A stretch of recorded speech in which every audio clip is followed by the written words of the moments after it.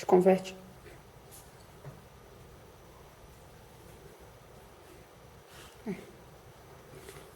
Tá rodando já, tá? Eu vou ficar quieta e você Mais ou conta menos quanto tempo pra mim saber quando você vai parar? Porque senão corta o negócio no meio. em 1 minuto, mais ou menos. 1 minuto? É. Mas o que eu... Peraí.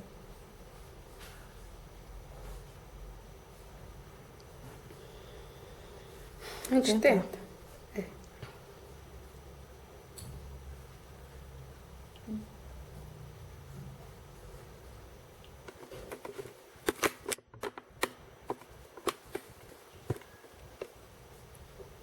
Olha, sempre pra cá, sempre, tá? Fica quieto. Olha, o barulho. Fica quieto que depois começar. Tá rodando já, tá? Conta até 3 e começa. Vitória, tu sossega aí, eu também vou falar agora. Vitória, tá aparecendo tu lá atrás andando. Mas que coisa, tá falando pra sossegar? Olha o negócio aqui, vai perder daqui a pouco. Perdeu. Caiu em cima, depois na pé. Meu Jesus amado, viu?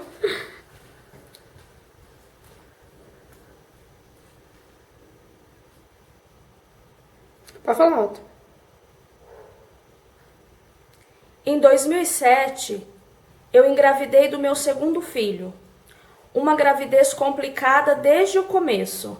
Ai, tá ruim pra falar assim. É, Você pode. tá- É. Porque você tem que falar alto. Não, Sei lá. fala do seu jeito. Porque se for falar pra falar alto, eu vou querer. Não sei explicar. Parece que não sai natural.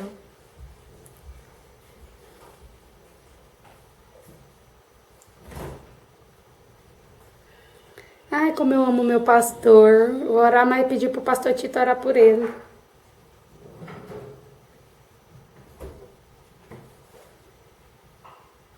Acabou aí, em nome de Jesus? Amém. Vai lá, pastor. 3, conta até 3, sempre. No ano de 2007, eu engravidei do meu segundo filho. Uma gravidez complicada desde o início. Mesmo assim, Até o gato Parece conspira não. contra nós. sai daí, goma! Você não tá vendo que vai fazer barulho? Até o gato conspira contra nós nessas horas. Oh, Jesus! Meio que ó. Fica aqui. Tu sossega ou tu vai pra cozinha. Não ouse passar aqui atrás. Rapidinho, você colocou a manteiga no micro-ondas? Eu que coloquei. Eu usei, ela já tava aqui. Pra quê? 20 segundos porque ela tava empedrada. E aí não sei o que aconteceu. Eu sempre ponho ela. Deve ser por causa do. Deve ter sobrado um pedacinho de alumínio aí da tampinha, por isso que fez isso aí. Meu Deus, quase incendiou a manteiga. Achei que era tu. Pronto, amém. Não pode comer assim, não. Silêncio. Perguntei. Toma. Eu não perguntei?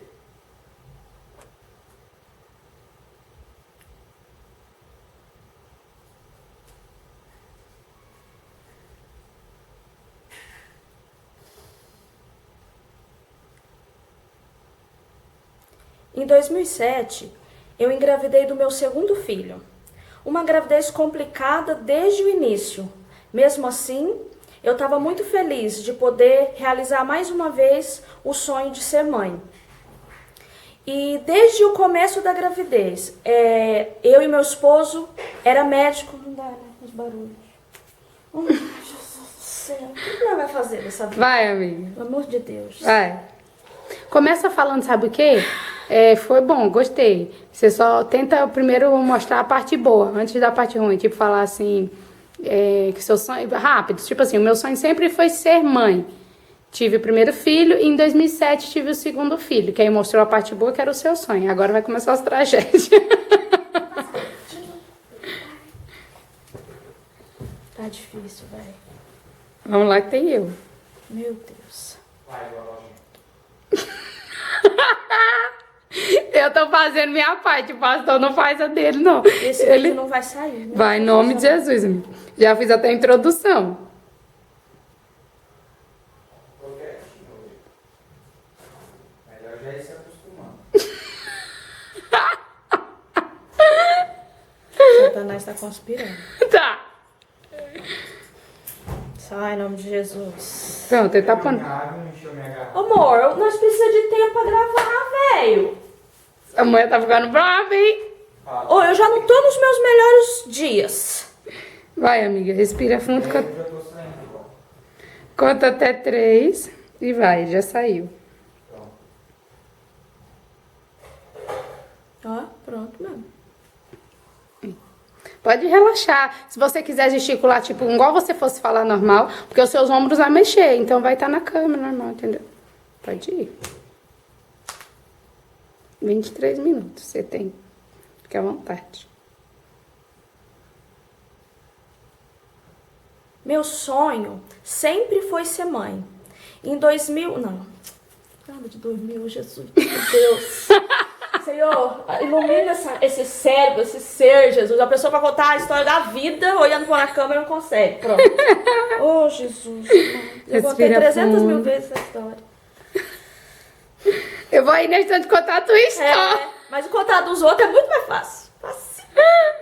Respira.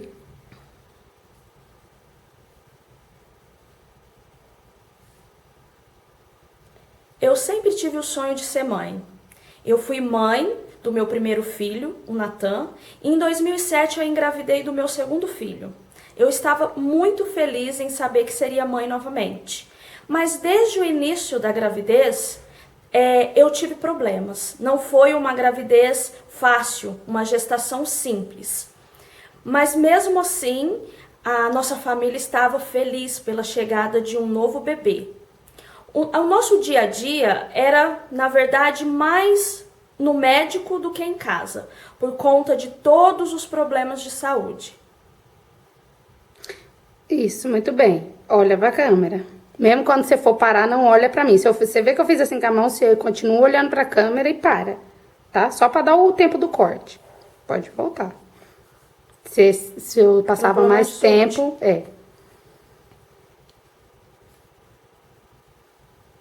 Como a situação financeira não era muito favorável naquela época, começo de casamento, começo de vida a dois, tudo diferente, infelizmente nós não tivemos como fazer um convênio médico. Então eu teria que ser atendida pelo SUS mesmo.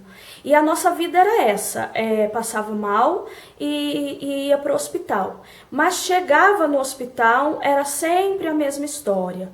Mesmo no pré-natal, a história era a mesma. Os médicos parece que não acreditavam em todos os problemas de saúde que estavam me ocorrendo ali naquela gestação. A gente ia, a gente falava, eu expunha o que eu estava sentindo, mas era sempre a mesma coisa. É assim mesmo, gravidez é assim mesmo, só que eu tinha já passado pela experiência de ser mãe. Eu já tinha engravidado a primeira vez do meu filho. E eu conseguia entender que o que estava acontecendo comigo não era uma coisa simples. Havia algo mais. Mesmo assim, nós fomos levando, a gestação em diante. No dia 21 de junho de... É julho. Não é junho mesmo. Então vai lá. Começa. Você voltou na hora que. No dia 21. Não. Você tem que voltar aí agora da onde você parou. Você parou e você falou que. Como é gravado, Como não é decorado, a gente não sabe certinho. Não lembro.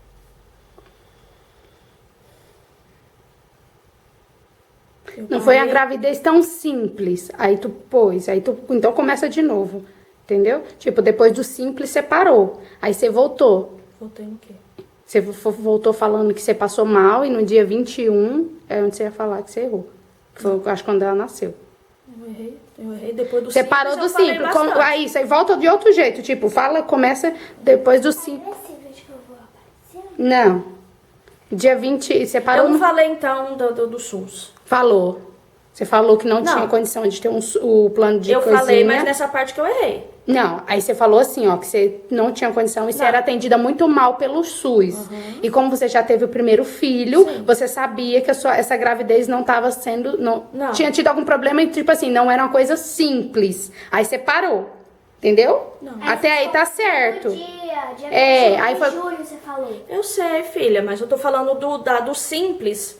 Eu falei que não era, desde o começo eu sofria muito Isso. que não era uma gravidez sim. Isso. Não sei Aí, aonde que eu começo agora. Continua. isso, aí você volta e fala. Aí você ia falando do dia 21, que é onde você errou. Aí você pode voltar do dia 21. O que aconteceu nessa data, que você passou mal. Vamos lá, contar até 3.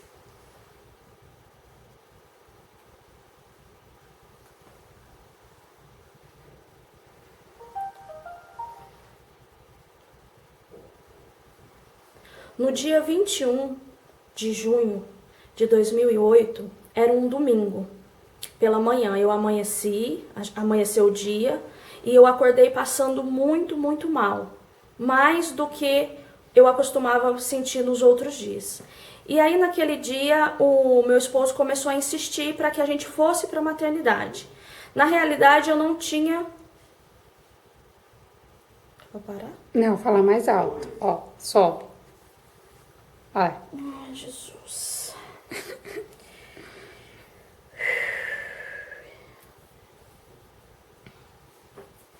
Calor, meu pai. Só quando eu fizer assim que é pra parar. Se eu fizer assim é pra você aumentar o tom de voz. Se eu for falar muito alto, eu não vou conseguir.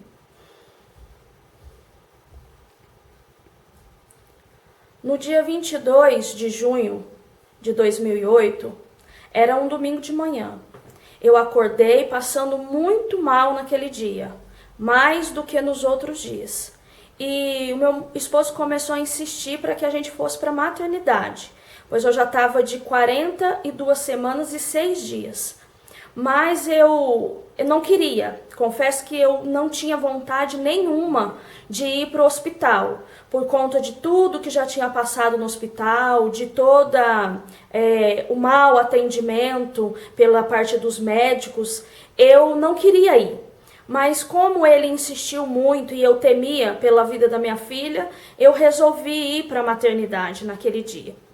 Chegando lá no hospital, eles fizeram alguns exames e me disseram que eu precisava usar um medicamento que não tinha, que o SUS não tinha ali no hospital. E a gente passando por uma crise financeira, por um problema, né, financeiro, começo de casamento, era tudo muito difícil. Nós não tínhamos ali nem R$1 no bolso, não tínhamos nem uma moeda de R$1. E naquele momento foi uma tristeza para nós, mas saber que a gente não tinha condições de comprar aquele medicamento que eu precisaria usar. Mas o Senhor... Você sempre pode finalizar a frase, só significa que acabando aquela palavra você pode ir pra lá. Tipo, se eu fazer assim, você... amarelo. Aí senão fica sem sentido se eu cortar. Se eu fizer assim, você tá falando, o Senhor, tipo assim, sempre foi fiel a nós. Aí você para. Você pode concluir o que você ia falar, entendeu? Uhum. Olha lá, o Senhor, você parou no Senhor. Eu falo o Senhor de novo ou não? Mais o Senhor não. Não, você falou o Senhor. Ele tem as suas maneiras de trabalhar. Mesmo quando a gente não entende, ele tem os seus propósitos e os seus meios. Nós, como seres humanos, como criaturas dele, é que não entendemos às vezes nada. E ficamos tristes naquele momento porque não tinha a condição para comprar o medicamento. Mas Deus, ele estava trabalhando. Mesmo dessa forma, ele estava trabalhando. Porque se tivesse aquele medicamento naquele hospital, naquele dia, eu teria voltado para casa, porque a indicação foi que eu voltasse para casa para usar o medicamento. Então eu teria voltado para casa, eu teria passado mal no meio do caminho, os médicos falaram que não teria tempo para eu voltar para o hospital para ser atendida. Então o Senhor fez com que nós não tivéssemos condição nenhuma de adquirir aquele medicamento, porque ele tinha os seus planos e ele estava cuidando de mim. O Senhor, ele cuida de nós mesmo quando nós achamos que ele não está nos ouvindo, que ele não está nos vendo. Ele continua cuidando de nós. Isso aí, muito bem. Tá vendo que vai saindo? É a primeira vez ainda. E então, quando a gente comunicou que não tinha como comprar o medicamento, eles resolveram me internar para tentar conseguir aquele medicamento. Então eles me internaram lá e começaram a fazer outros exames que eles acharam necessário fazer ali naquele momento. E um desses exames foi ouvir o coração do bebê. E quando eles colocaram o aparelho para ouvir o coração da minha filha, o coração dela estava quase parando. Foi assim, agoniante ouvir o coração dela quase parando. Quem é mãe sabe, quando a gente faz o primeiro ultrassom, o primeiro exame, e ouve o coração do nosso filho batendo, parece que aquele é o som da melhor música que existe, você ouvir o coração de uma nova vida sendo gerada dentro de você. E naquele momento comigo ali acontecia o contrário. Eu ouvi o coração da minha filha quase parando, então era como se a vida que eu carregava ali dentro de mim, ela estava morrendo. E naquele momento,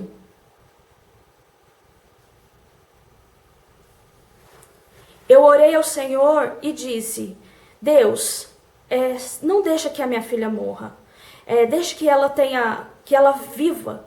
Que se precisa de alguém morrer, que esse alguém seja eu. Porque por tudo o que eu passei durante a gestação, foi muito difícil. Eu, sinceramente, estava assim com aquele espírito cansado de tudo o que estava passando ali, todas as dores, todos os problemas. E eu orei para que o Senhor então levasse a mim, mas que Ele deixasse que a minha filha vivesse. Mas os planos de Deus eram outros. Nós pedimos, mas quem sabe o que é melhor para nós é o Senhor. E ali, ouvindo o coração quase parando, eu pensei que os médicos naquele momento iriam me levar para uma cesariana de emergência, porque a minha filha estava morrendo. Mas não foi isso que aconteceu, não foi essa notícia que eu tive. Eles olharam para mim e disseram que eles iam induzir um parto normal, que eu tinha chance de ter a minha filha com um parto normal e que eu poderia ficar 3 dias para dar à luz a ela. Então naquele momento eu tive certeza de que eu não aguentaria.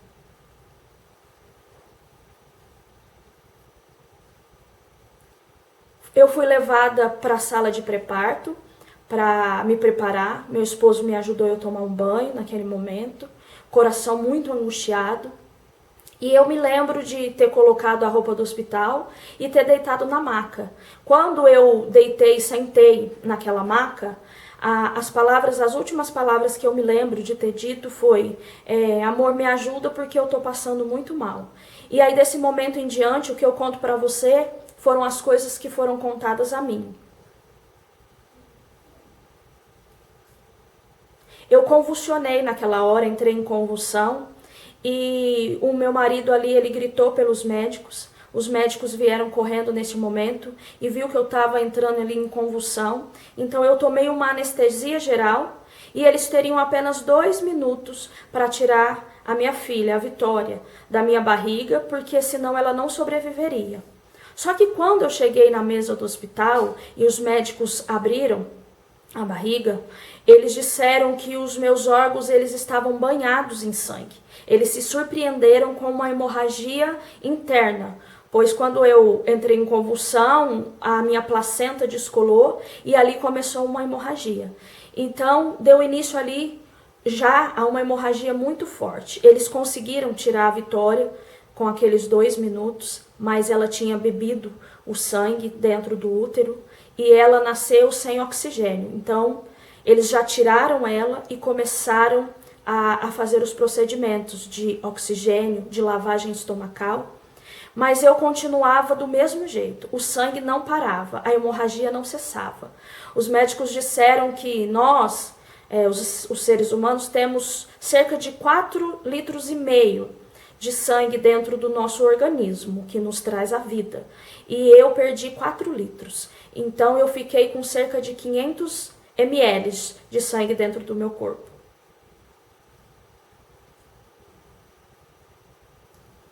E tudo que eles faziam, todo o sangue que eles colocavam dentro de mim, o meu organismo jogava, não segurava, porque não tinha mais plaquetas para que o sangue fosse segurado lá dentro de mim.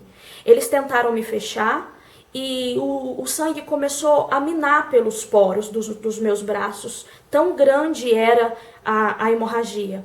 E aí, como uma tentativa desesperada de que aquela hemorragia parasse, cessasse, eles tiveram que retirar o meu útero.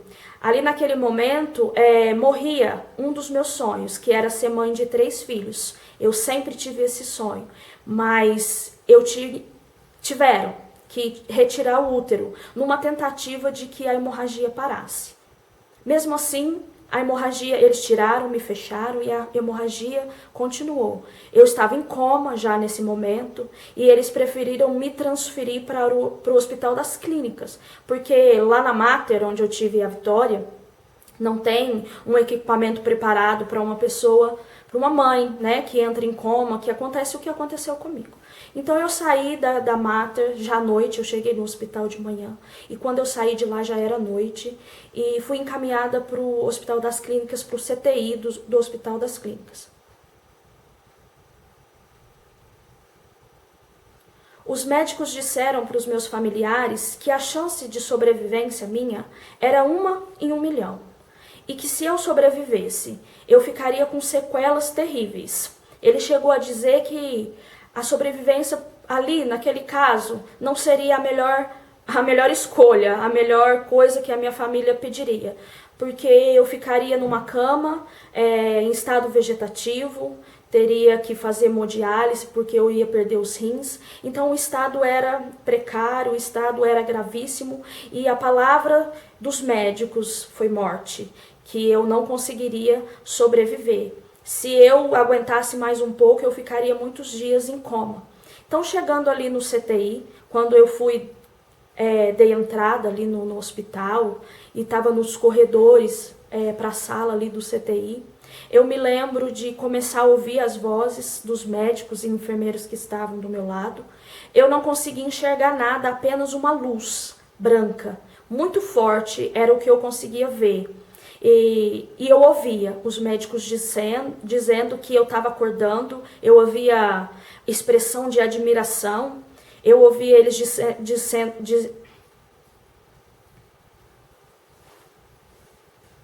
E agora? Eu ouvia dizendo, volta do... Eu ouvia eles dizendo... Calma, conta até 3. Eu ouvia eles dizendo para deixar que eu arrancasse. Eu estava arrancando os tubos, tudo aquilo, aquela aparelhagem que estava em mim, eu estava arrancando tudo e eu ouvia um médico dizer, eu não sei se era médico, eu ouvi uma pessoa dizer, deixa que ela tira. Se ela está tirando é porque ela está respirando. É porque ela está viva, ela está conseguindo respirar.